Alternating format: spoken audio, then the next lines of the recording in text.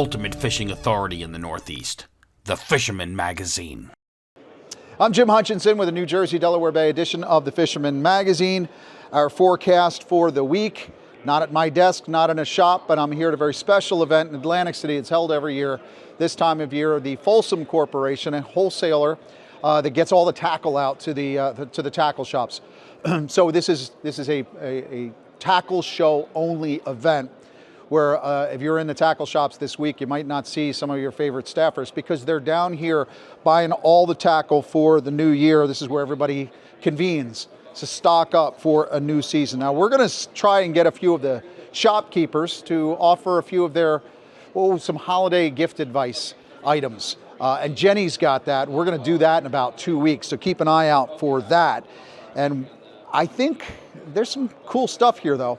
And I've got an interesting chat that I had with a good friend of ours that we'll share at the end of this week's video. I think you're going to enjoy it. But back to the striped bass, the coolest thing I can tell you is based on the reports that we gathered from the Thanksgiving weekend. We do it every year, every week. I mean, even when we're not printing, even when we don't have that digital weekly or the print monthly, we're still doing the fishing reports. And they're available at thefisherman.com every single Monday afternoon. But Anthony Califano is our South Jersey field editor, and he uncovered some rather interesting reports over the weekend here out of Atlantic County, but especially out of Cape May County. In his report, under fishing reports, you go to thefisherman.com, go to the fishing reports tab at the top, go all the way down to South Jersey. But Anthony writes, quote, a huge body of migratory stripers has made its way into South Jersey. He adds it's good news and not good news as well. Part of it is stripers are playing an inside-outside game. You know, some days they're inside the line, other times they're outside the line. Of course, you do not want to target striped bass, even catch and release, beyond the 3-mile line. But based on the reports, we're seeing more stripers inside the line in 2026 in Atlantic and Cape May County. What Anthony said here is fish to nearly 50 inches caught on the troll last week, or on tsunami swim shads, or on poppers. Many are speculating that this is just the first wave of migratory stripers getting down into this part of New Jersey, and that this fishery could be going strong all the way through December and into January. It wasn't that long ago, 5 years, 4 years. I remember just as we were getting ready to set up for the Wildwood Fishing and Boating Expo, there were reports of striper blitzes on the beaches of Wildwood, and that was in early January. So if your boat's still in the water, I think you still have good opportunities. And the question is it worth heading out to the surf to give it a shot? And I say, yeah, why not? Wherever you might be in Atlantic and Cape May County. Back to the beaches though, off the beaches I would say. Andy at Riptide Bait and Tackle over the weekend, he said, just 2 miles off the beach, anglers are coming across bass feeding on both bunker pods, big schools of bunker, and sand eels as well. He said some days that top water action seems to be key. Other times it's the swim shads, the tsunamis, the storm shads down low. But when you fish are on top, obviously that's where you're throwing the spooks, you're throwing the poppers. The swim shads will work in that situation as well. But what Andy's saying is sometimes it's dragging those niners, right? Those sand eel imitations, those umbrella rigs with the rubber surgical tubing. So yes, sand eels are in the mix as well. Tsunami sand eels, Ava jigs, runoff lures, they're all good bets to use as well. But as we get into Cape May County, just across the border, we go to Ocean City. The crew there said, quote, a surprising amount of fish out front stretched from Atlantic City to Sea Isle, and they're just a couple of miles off the beach. And again, this is through the Thanksgiving weekend. They said jigging and trolling has accounted for most of the fish caught this past week, with the vast majority of fish being overs. That is over the 31-inch slot limit, the 28 to 31. Most of these fish are pushing into the 40-inch category. So folks in North Jersey wondering where'd our big stripers go? Well, they did what they're supposed to do. They're off of South Jersey at this point. Finally was the first word we received from the crew at Pier 47 Marina in Wildwood this week in response to a fishing report request. How's things going? Finally, they said, they reported some of the best migratory striper action in years off Cape May with birds working over bait, stripers just below taking swim shads, some fish in the 31-inch slot there for you folks that are looking to take one home, but most are much larger, the maxing out of the 40, 44, 45-inch stripers. So catch and release fun. Enjoy yourself with that. It's getting a little bit chilly, but at least the stripers have arrived down here in the southern part of the state. Now back in my nape of the neck, where the surf action is typically bonkers this time of year. Well, I did drive the beach a little bit on Tuesday this week. We had that northeast, southeast, a lot of rain, but first thing in the morning, there was very little wind, and the rain didn't start until about 9. My buddy and I caught visuals of this, the northernmost stretch of the beach driving in Brick Beach in Ocean County. The Gannets were in tight on bait just before the rain and wind came up a little bit after 9. We opted for breakfast after this, but I did hear of a little flurry in Tuesday's storm just a little north of us. Not big fish, but those Gannets were on bait, and there were stripers on there as well. Pretty desolate along the beach there on Tuesday. I expect we'll see a little bit of a change in the coming days. It is supposed to get really cold on Friday, and I think Friday looks like we could get the best conditions for the possibility throughout New Jersey for another run of stripers. Now, you can still find the pockets of stripers along the beaches, up and down the coast of New Jersey. It's just a matter of being in the right place at the right time. I know some folks at this point are sticking it out with bait. Maybe it's clams, bunker chunks, but I'm hoping that now that we're into December, we're going to see one of those phenomenal sand eel bites of the December's yore. You know, a lot of times in December, we've had a really good sand eel bite in along the beach. It's been good for the boats jigging, but it's also been really good for us. Now, that said, let's think about Tuesday's storm. We finally had some onshore. We had a heave. That heave has been with us all week. Westerlies in the forecast as we end this week, going into this weekend. I'm hoping this scene from Breezy Point on the west end of Long Island, this is a shot last week that a buddy of mine sent. Look at all those birds. You can actually see the highlands of New Jersey in the background, but that's where a lot of the fish have been. They've been stationed off the west end of Long Island. My hope again, some of those onshore winds we had earlier this week will push those fish across the border. West winds, whatever's left of the bunker coming in tight, nose in tight against the beach. So yeah, I know, my glass is always half full.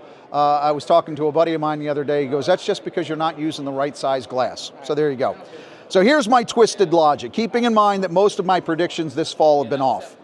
But this is the midweek marine forecast from NOAA, taken off of Sandy Hook. So you think about it, that onshore wind, as I said, that heave, if that pushes some of those fish from Breezy Point along the Jersey shore, then we get those west winds coming up this weekend, the parts of the days, for the coming days into this weekend, then perhaps, just maybe, we will get another shot in along the beach for surfcasters at least, for those of you who want to brave the chilly temperatures coming up. And of course, like I said, sand eels. Don't forget the tins and teasers, the tsunami plastic sand eel imitations, the needlefish, the Joe Bags. I saw Joe Bags here today. He's got his Patriot fish.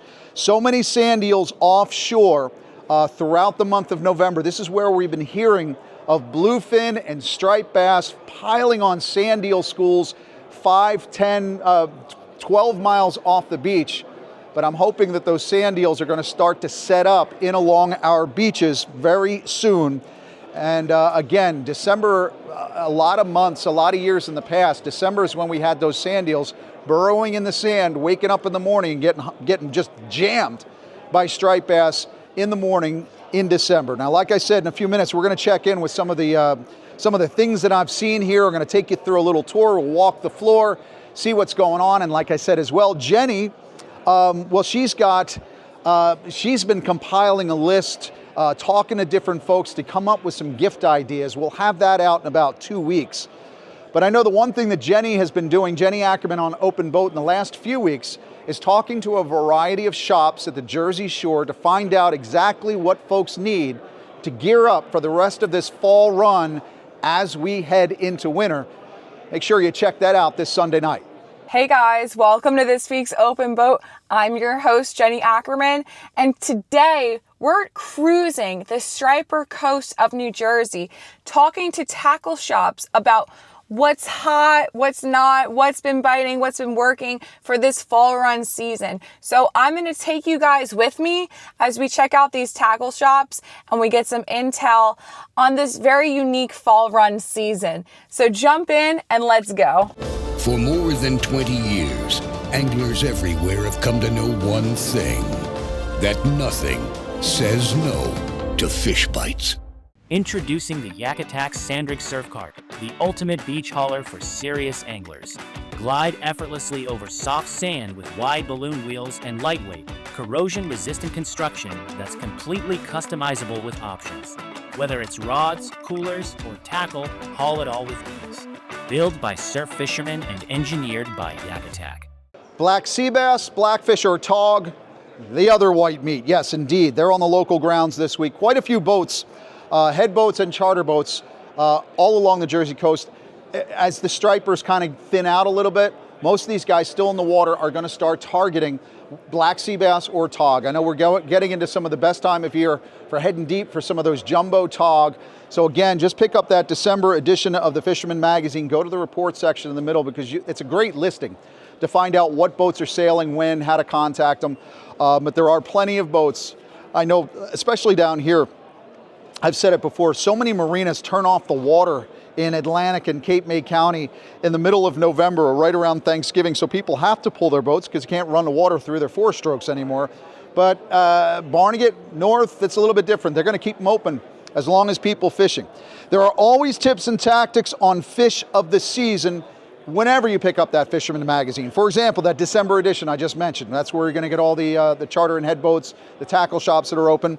But you can go into that New Jersey, Delaware Bay edition of the Fisherman magazine, pick up Rich Bizzari's article, take a look at that on fishing for tog this month. I just saw Rich here. Rich works with the folks from Iowa. He's got some really good tips in that particular article. And of course, if you're a subscriber to the Fisherman, you may still have that November edition that's still on the coffee table someplace. November is a great time for gearing up for black sea bass. Nick Honachewski had a lock and load fall into winter black sea bass article. Pick that up in the November edition. You can also find these articles by going to our website because it's not just in the print edition, but all the articles are going to be posted at thefisherman.com. And if you're looking at the New Jersey, Delaware Bay edition, you can go to the monthlies by clicking under for the New Jersey and look at all the magazines, all the particular magazines, all 38 of them throughout the entire 2025 season. Click through there and figure out what you want. Again, back in that December edition of the Fisherman magazine, we've got our holiday gift guide. So many of the items that we see here on the floor that you're going to see in the tackle shops. We've also got a couple of striped bass write-ups, an intro to rod building, and a celebration of the Manasquan Fishing Club, which I believe turns 70 years this year, which is roughly the same age as Island Beach State Park. I'm not going to go into that again this week. Now, I've been busy working on our January edition. It's hard to believe that I'm thinking January and February already, working on the boat show seminars that are coming up, Philadelphia Fishing Show in January. We've got the New Jersey Boat Sale and Expo in February, and then the Atlantic City Boat Show at the end of February. But it's boat show season, which is why Captain John Raguso from the Fisherman magazine has spent the last several months going through a major write-up of all the brand new boats for 2026. That's going to be in the January edition, and believe it or not, that January edition is coming out in just 2 weeks. Now, hopefully we'll have a little write-up about our annual Dreamboat Fishing Challenge as well, about the winner, that Fisherman magazine exclusive members-only tournament. It wrapped up on November 30th, but we allow just an extra couple of days because you have to mail in the entries. So we're still figuring out who it was that's the winner and who's mailing it in. Not mailing it in, being lazy. The folks mailing in their last minute entries because we have seen a topsy-turvy. Who's in the lead right now? We're not even going to know. We're going to find out a second when we look at the leaderboard. But I do know this. Paul Hartel from New Jersey. He's a Fisherman subscriber. He just put an 8.62 pound blackfish on the board. That's one of the weigh-ins. Paul has almost been a spoiler, I think, but he's going to be on the board to win a prize at least. So even if he's not getting that Steiger, at least Paul's going to get a prize, as are the folks that we're going to see now in the Dreamboat Fishing Challenge leaderboard. Now the latest in the Fisherman's Dreamboat Fishing Challenge. We start off with Long Island subscriber Vince Zorkis from Long Beach, New York, weighing in 2 entries at Bay Park Fishing Station first, with a sea bass weighing in at 4.20 pounds, which places him second in the sea bass category. Then taking 8th with a blackfish coming in at 8.55 pounds. With these 2 entries added to his count, it gives Vince a spot on the leaderboard. Next is New Jersey subscriber from Jersey City, Amir Rajpal, adding to his 2 other entries on the board with a 2.61 pound porgy weighed in at Bayonne Bait and Tackle, which puts him 8th in the porgy category and giving him a seat on the leaderboard. Long Island subscriber Garrett Krause gave a run in the challenge with a 5th place sea bass coming in at 4.14 pounds weighed in a Capital Tackle, and then placed 4th with a porgy at 2.18 pounds weighing in at Saltwater's Bait and Tackle. Ahmed Solomon, another Long Island subscriber who gave a good showing, entered the board with a 9th place blackfish weighing in at 8.06 at Bernie's Bait and Tackle. As of today, the leaderboard stands at Rashawn Williams with 33 points, Vince Zorkis with 25 points, and Amir Rajpal at 20 points. We have until December 10th for the final results. Stay tuned. Coming out of the final week of competition in the 2025 Coastal Kayak Clash, the defense rests.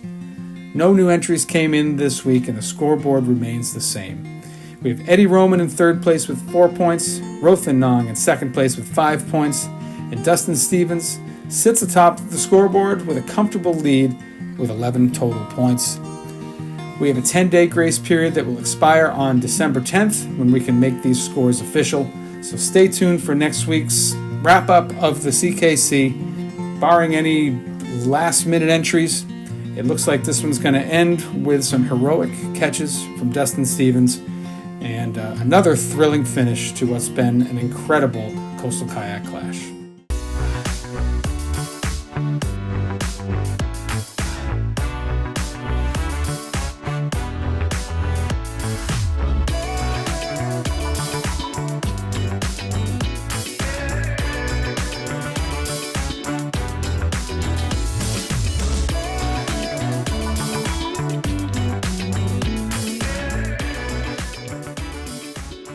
Bluefin tuna, still closed. Anglers, we do not have access to them now. The general category, commercial fishery, is open right now. That had been closed, but it's open to start the month of December, and that will close. Their subquota will close when they reach 16.5 metric tons. Again, no angling quota right now. What's left of the general category.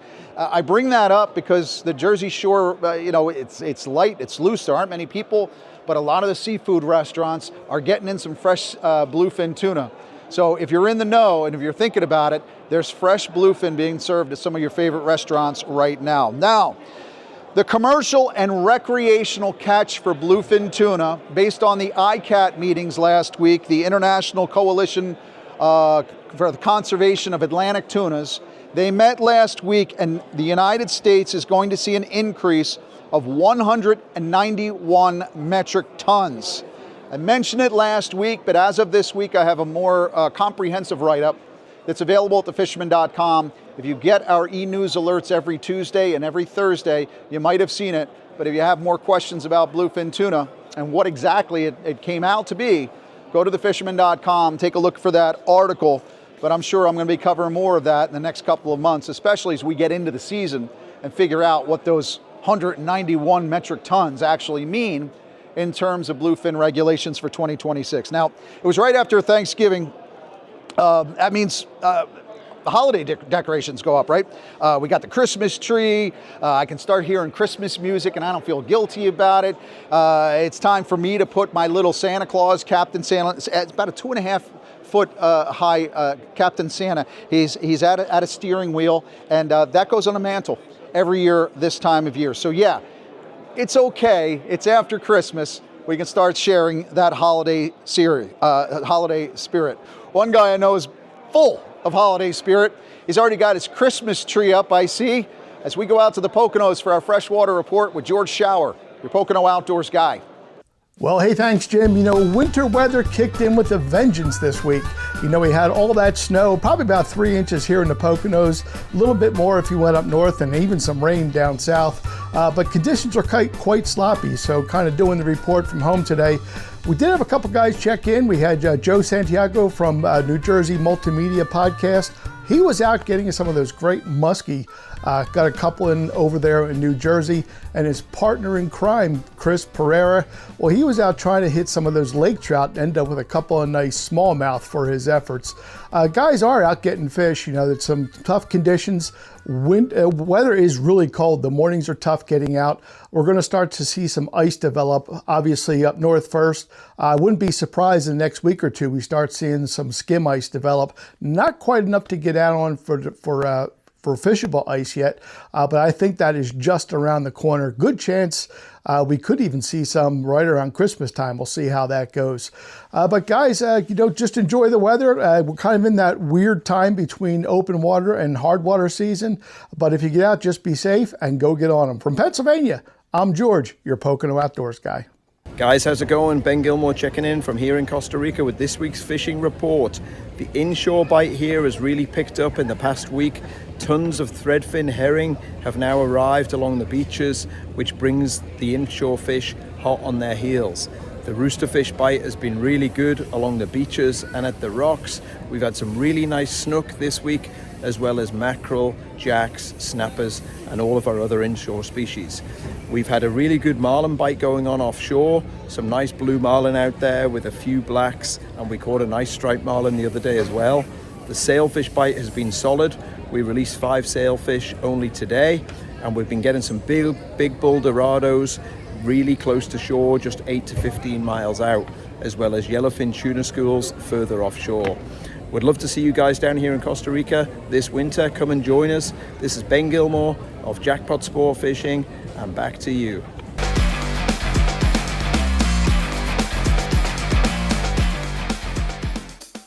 World-famous fishing action. Plan your perfect trip today. Tropic Star Lodge, the ultimate in fishing adventures for more than 60 years.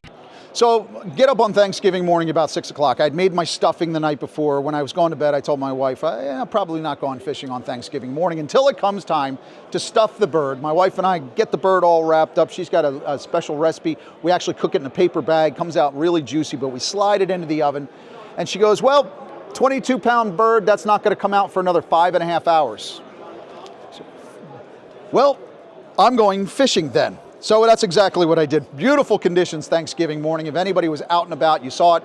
There were bunkers spread out along the beaches, all up and down the Jersey Shore. It's certainly in Ocean County, into Monmouth County. It looked like it was getting ready to explode. But all of us surfcasters were there looking at this bunker. The boats outside were catching them, mostly live lining. But I was thinking that, well, that means Black Friday is going to be something special. I was thinking we're going to be talking about the Black Friday Blitz at 25 for years. Didn't happen. I do like those offshore winds this time of year because the bunker nose up against the wind, flattens things out. But that northwest on Friday was practically north. It was cold. It was dirtying up the water. I had Fisherman author Bruce Litton join me, met me at Brick Beach 1 at 6 a.m. On Black Friday. I said, we're going to have some good action. We spent more time chatting than we did catching, that's for sure. But I was surprised because I did turn around at one point and I said, Bruce is on a fish. Come down and look.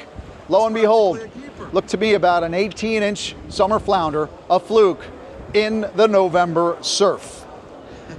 That's the way it's been. Nothing but fluke, sundials, and lots of hickory shad. Lots and lots of hickory shad being caught on some of those teasers that folks are running. Because this time of year, that's certainly what you want to do if you're going to be throwing an avid jig. You want that teaser out front. I heard a rumor about a possible state record hickory shad caught on a teaser last week. I believe it was on one of these smaller tsunami sand eels, the plastic sand eels. But this particular angry fisherman, when he found out later that he had the record, because he actually released the hickory shad, he said, that was a pretty big fish. But yeah, angry angler found out that he had the state record. And that's a pretty impressive record, don't you think, a hickory shad? I think it's only eclipsed maybe by the Bergal or the smooth dogfish.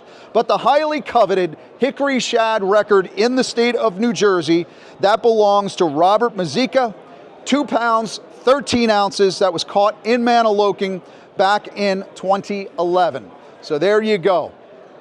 If you want greatness, you want to be on the board with a saltwater record. Really, if you can get the trifecta of the smooth dogfish, the Burgal, and the hickory shad, that entitles you to a profile piece in an upcoming edition of the Fisherman magazine. Holiday gift ideas. When I walk the show floor here, I come up with a million gift ideas for the holidays, but they're all for me. But you know, that's just the way it is. So if you're looking for holiday gift ideas, whether it's Hanukkah, Christmas, or just because you darn well deserve it, Jenni Ackerman is walking the floor here. She's going to have some gift ideas coming up in about 2 weeks in her open boat. Make sure you check out the open boat this Sunday when she's talking to some of the tackle shops. But there are so many recognizable faces here walking the show floor. Take a walk with me as we take a look at some of the things that's here at Folsom. But I have a very special person that I bumped into while I'm here at Folsom that I want to reintroduce you to because I think you're going to enjoy this.